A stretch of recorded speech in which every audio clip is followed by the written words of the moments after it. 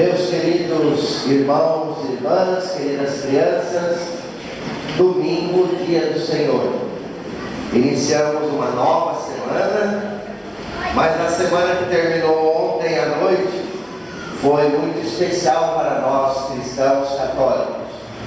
Na última sexta-feira, nós celebramos o Sagrado Coração de Jesus, o nosso Deus que tem coração, e um coração exposto para fora.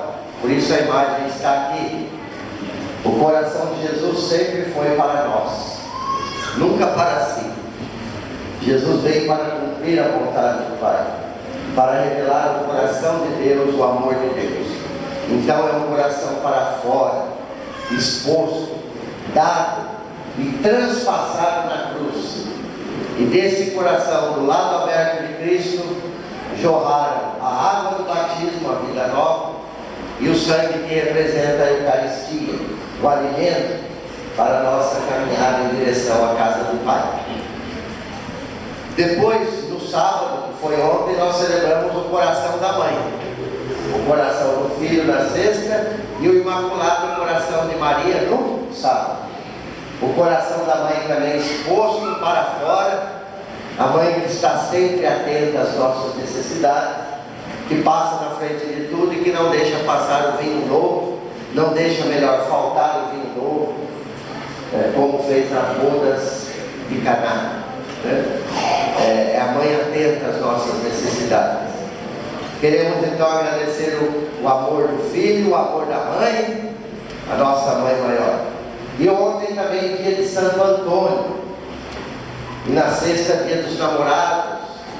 Então na sexta nós celebramos o amor humano e o amor divino. Neste ano, as duas festas caíram no mesmo dia, por feliz providência. Dia dos namorados, o amor humano, e dia do Sagrado Coração de Jesus, o amor divino. São dois amores que brotam da mesma fonte, porque todo amor verdadeiro e duradouro só pode vir de Deus, porque Ele é amor. E aí ontem Santo Antônio, um dos santos mais populares do mundo, não só no Brasil. E Santo Antônio não é só o santo casamenteiro, é o santo da família, é o santo do ensinamento, é o santo da solidariedade, da partilha. Por isso o pão de Santo Antônio, o pão dos pobres. A gente leva o pão para casa não só para que não falte o pão na nossa mesa, mas também para que não falte o pão na mesa de todos. E Santo Antônio tinha uma sensibilidade muito grande com os pobres, por isso o pão de Santo Antônio. Tinha uma sensibilidade muito grande para com as famílias. E também era o professor dos franciscanos, a pedido do próprio São Francisco. Francisco pediu que Antônio fosse o professor daqueles que estavam aderindo ao projeto de Jesus. Vejam, é um santo bastante importante para nós, é um santo que revelou também no mundo o amor de Deus.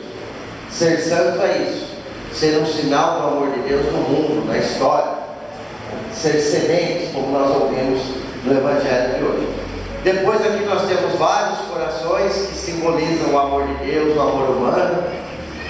Cada um é cada um tem o seu coração, mas quando a gente coloca o amor no centro, como aquele vaso, aquele ramalhete ali de flores, fica uma coisa bonita, harmoniosa. O importante é que o nosso coração seja capaz de amar, e seja um coração cada vez mais semelhante ao coração de Jesus, para que todos nós, cada um a seu modo, possa tornar esse mundo melhor, mais florido, mais conforme ao reino de Deus. E temos também, por fim, uma imagem que representa o amor humano.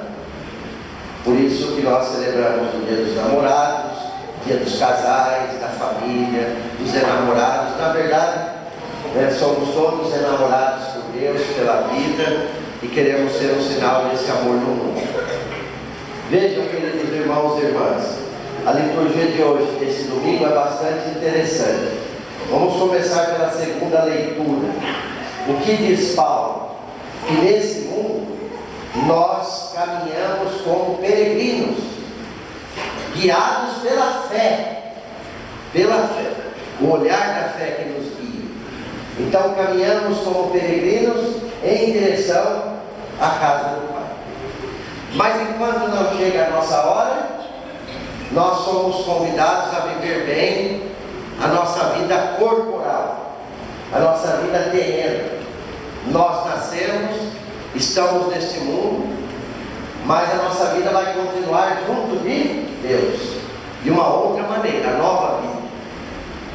Mas enquanto não chega a nossa hora, o que diz São Paulo na segunda leitura? Nós somos convidados a viver bem a nossa vida corporal, a passar por esse mundo e deixar um rastro de luz, de bondade, deixar bons frutos, porque um dia nós vamos nos apresentar diante da luz que é Jesus, da claridade absoluta, e aí sim aparecerão as nossas boas obras, mas certamente as nossas fraquezas.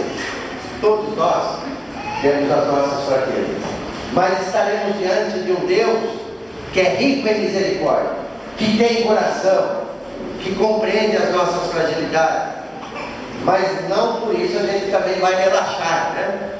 A gente é convidado hoje na segunda leitura a procurar sempre mais conformar a nossa vida ao projeto de Deus, ao reino de Deus, a passar por esse mundo produzindo bons frutos, para que quando chegar a nossa hora a gente possa se apresentar diante de Jesus e oferecer a Ele os nossos frutos, e certamente contar também com a misericórdia dele por cada um de nós. Na primeira leitura nós temos um texto que fala da esperança. Vejam, o profeta tem que ser alguém que anuncia uma boa palavra. Nós somos profetas de Deus, e o profeta sempre tem uma palavra boa para anunciar. De desgraça nós já temos tantos anunciadores, né? E o cristão tem que ser um profeta da esperança, não da desgraça, porque isso já tem bastante. Então vejam, na primeira leitura o profeta coloca toda a sua confiança em Deus, e Deus se apresenta ao profeta como aquele que pode sim transformar a nossa vida e a nossa sociedade. Eu sou o Senhor, eu digo e faço. Ele pode fazer crescer, fazer produzir, como nós ouvimos na primeira leitura. Ele pode rebaixar a árvore alta e fazer crescer a árvore baixa. Ele pode secar a árvore verde e fazer com que a árvore seca volte a produzir. Esse é o Senhor. É o que nós chamamos de teologia da história. Ou seja, a nossa história humana, a nossa vida, ela tem que ser marcada pela presença de Deus, gente. A teologia da história, Deus agindo na nossa história, na nossa vida, mas de maneira silenciosa, como nós ouvimos no Evangelho, não de maneira ostensiva. Hoje está na moda, né? Ostentação, não é assim? Casamento, uma ostentação que dura meses. Funk, ostentação, Senhor. Deus não age dessa maneira. E tem gente que quer que Deus age assim, que apareça de modo ostensivo e resolva tudo, para que a gente fique numa rua e não faça nada. É isso que Deus quer. Seria bom que Deus viesse de maneira ostensiva, que resolvesse tudo e a gente ficava tranquilo. Mas Deus não age assim, nunca agiu e não vai agir. Ou a gente colabora com Deus ou não vai mudar nada. Então vejam, Deus age dessa maneira, e nós precisamos ter essa esperança de que a nossa vida está marcada pela presença de Deus, da nossa vida e a história da humanidade. Por outro lado, nós temos os profetas da desgraça, que dizem assim, não tem mais jeito, está tudo perdido. Quer dizer, quem é que está no comando? É Deus ou é o mal? É o bem ou é o mal? É o amor ou é o ódio? O que Então, se a gente perde a esperança, a gente perde o sentido da vida, a gente cai naquilo que os filósofos chamam de niilismo, nada. Imagina uma pessoa que vive nesse mundo, sem acreditar em nada, sem ter esperança em nada. É uma vida sem sentido total. E não é para isso que Jesus veio. Nós temos uma fé, a fé no Deus da vida que está conosco, né? Então nós não podemos cair nesse pessimismo. Existe um filósofo, eu já falei para vocês dele, o Mounier, é um filósofo do personalismo. Ele propõe para nós um otimismo dramático, ou seja, a vida é dramática. Nós temos que ser otimistas, mas aceitando as dificuldades da vida. Otimistas com os pés no chão, não vivendo no outro mundo. Porque nós temos o otimista ingênuo ou romântico, não temos? E um exemplo fácil, as crianças sabem disso. Quem assistiu o Titanic, é um exemplo muito simples. O barco está afundando e a orquestra está tocando. Isso é otimismo romântico, ingênuo. Serve para quê? E às vezes o barco está afundando e a gente diz assim, não, está tudo bem. Por outro lado, nós temos o pessimista, que nada está bom e nada vai ficar bom. É assim mesmo. O pessimista sofre e vai sofrer, e o otimista se engana. E aí Mounier fala, entre um e outro, adotem o otimismo, mas o otimismo dramático, que está ligado com a história, ao mundo, a vida como ela é, com os pés no chão. Nós não podemos perder o otimismo, gente, a esperança, a perseverança, acreditar, apostar que esse mundo pode mudar, que nós podemos mudar. Se a gente perder isso, está tudo perdido. É que a gente perdeu a paciência, é isso. Por isso a ansiedade cresceu. Quando diminui a paciência, cresce a ansiedade. E aí vem Jesus, que há mais de 2000 anos, pegou dois símbolos da cultura do povo, que era uma cultura agrária, não urbana como a nossa, o símbolo da semente e do grão de mostarda, para dizer como é que Deus age, qual é a lógica de Deus. O reino de Deus é o quê? É uma proposta nova. Quando a gente fala em reino de Deus, significa que Deus é o rei, e se Deus é o rei, as relações têm que ser diferentes. Onde Deus reina, onde reina o amor, tem que existir algo diferente. Então Jesus veio trazer o reino de Deus, uma proposta nova. E o reino de Deus é tudo aquilo que está conforme ao projeto de Deus. Ou seja, o amor, o perdão, o respeito, a tolerância, a justiça, a misericórdia, a caridade. Tudo isso é a expressão do reino de Deus. Lá onde você encontra alguém fazendo bem, é o reino de Deus acontecendo. No silêncio, no anonimato, nas pequenas coisas, é a semente crescendo. Então Jesus disse que o reino de Deus é como aquela semente, que tem força própria, mas que precisa também dos nossos cuidados. Nós semeamos, adubamos, regamos, mas é Deus quem faz crescer. Se eu semeio e abandono, aquela semente pode morrer. Então depende um pouco de mim, mas depende muito mais de Deus. Isso é importante. Nós precisamos fazer as coisas como se tudo dependesse de nós e acreditar que tudo depende de Deus. Enquanto o agricultor dorme, a semente continua crescendo. Ela tem força própria. Mas Deus quer precisar de nós. Nós somos os semeadores do reino. Nós somos a semente. Ao mesmo tempo que semeamos, somos também a semente. O reino de Deus está no meio de nós, na nossa sociedade. Não está tudo perdido, não, gente. Mas, como nós somos do mundo urbano, a gente perdeu essa capacidade de ter paciência. Porque quem trabalha no campo sabe que tem que semear, que tem que esperar, não tem? Que a semente tem o seu tempo, a sua lógica. Porém, nós que estamos aqui no mundo urbano, com a tecnologia, com a internet, com as redes sociais, a gente já não sabe mais esperar. Não sabe mais, tem que ser tudo na hora. Se você ficar um dia sem conexão, o mundo acaba. Como que uma pessoa dessa vai saber lidar com a paciência, com a espera que Jesus está propondo aí no Evangelho? Vai adoecer. Não tem jeito. Até o controle nós temos. Se você manda uma mensagem, o outro lá viu que você leu, e se você não responder, ai de você. Você é obrigado a responder na hora.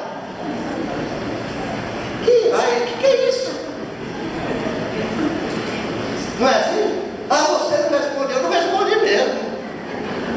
Quem disse que eu tenho que responder na hora? As pessoas querem tudo para ontem, para hoje. E tem que ouvir esse Evangelho, gente. Jesus já estava apresentando tudo isso. Ou a gente aprende com a semente, ou a gente vai sofrer, vai fazer sofrer. Aí vem a ansiedade, a impaciência. Não é assim? Um controle total de tudo. Ninguém tem controle de nada. A vida é um mistério, como a semente é um mistério. E aí vem uma outra dimensão. A pequena semente, o grão de mostarda, que se torna uma grande árvore. Antigamente, quando a gente era pequeno, a gente aprendia que tudo é com o tempo, não é assim? Que a gente começa no trabalho, aí tem a promoção, não é assim? A gente se forma, no começo é difícil, depois... Hoje as pessoas já querem começar ganhando o máximo. Se formou, já tem que ter tudo. Não é assim que acontece? Então, o grão de mostarda mostra que tudo tem um processo, do pequeno ao grande. E se a gente não sabe respeitar esse processo, aí a gente atropela a vida. E aí a gente entende porque tem tanta desonestidade, corrupção, porque as pessoas não sabem esperar. Se tem um jeitinho mais rápido para eu ficar rico, por que eu vou esperar com sacrifício? Gente, olha a palavra de Deus aqui. Olha, Jesus há 2000 anos pega 2 sementinhas, e como isso muda a nossa maneira de ver o mundo. Nós precisamos voltar a essa sabedoria da paciência. Quando eu estive no Espírito Santo faz 2 semanas, lá no norte do Espírito Santo, uma região mais carente e mais rural, conversando com uma pequena agricultora, produtora, ela dizia: pai, eu não quero que os meus filhos deixem o campo, porque se todo mundo deixar o campo e for para a cidade, nós vamos passar fome. Então eu vou fazer de tudo para que eles façam agronomia, algum curso, alguma faculdade ligada ao trabalho no campo. E ainda fez todo um discurso sobre a questão do agrotóxico, que dá um show em qualquer lugar. Então veja a sabedoria. Ou a gente volta à sabedoria da palavra de Deus, a dinâmica do reino, ou então a gente vai atropelar a vida, e a vida atropela a gente, e a gente não vai ver a presença do reino entre nós. Aí a gente cai no pessimismo, na ansiedade, a gente não persevera. A mensagem é essa: vamos apostar na força da semente, na força da palavra. O reino de Deus está sim acontecendo entre nós, tem muita coisa boa acontecendo, na lógica de Deus, e nós podemos sim transformar esse mundo. Esse mundo pode ser mais conforme ao projeto de Deus, dependendo da nossa mudança. Nós podemos ser melhores, podemos. O mundo pode ser melhor? Pode. Isso depende de cada um de nós. Então, vamos deixar que o reino aconteça em nós, e acontecer em nós vai acontecer também na sociedade como um todo. Se queremos um mundo melhor, esse mundo melhor passa pela nossa conversão. Pessoas novas para um mundo novo. Não adianta um mundo novo para pessoas que não são novas e não são guiadas pelo projeto do reino de Deus. Louvado seja o nosso Senhor Jesus Cristo.